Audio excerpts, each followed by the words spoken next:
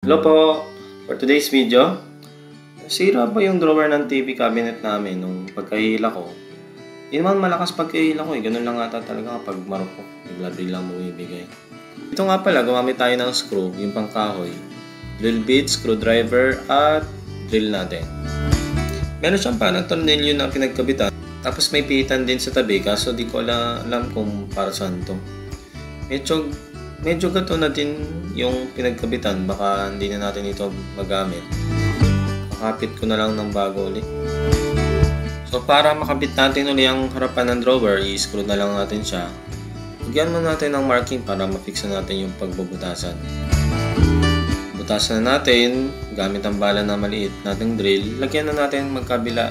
Drill lang natin muna para mamaya diretso yung dadaanan ng ating screw. Di na siya lilikot, baka tumabingi pa. Para mas lalong tumibay yung pagkakapitan natin, nilagyan ko na din ng maitiban para di na sila maghiwalay. Ang habang buhay na, di tulad ng ex mo. Tapos nilagyan ko din ng toothpick para di na magsala kapag binutasan ko mamaya. Balik na nga natin yung takip bago natin i-screw. So yan, screw na natin. Tanggalin lang natin yung toothpick pa isa-isa. Yan, mukhang sikip na. Parang ayos naman ang pagkakakapit. Di na masama ang itsura. Mukhang di na nga sila maghihiwalay eh. Nalagyan ko nga lang din pala ng maitiban yung ibang part kahit wala naman palang kakapit. So ito yung pinaglagyan niya. Balik lang uli natin yung mga dating nakalagay na pentel pen at iba pang kalat. Testing na lang natin kung sakto. Okay na po sila kahit magkaiba lang na itsura. Yun lang muna. Salamat sa panonood.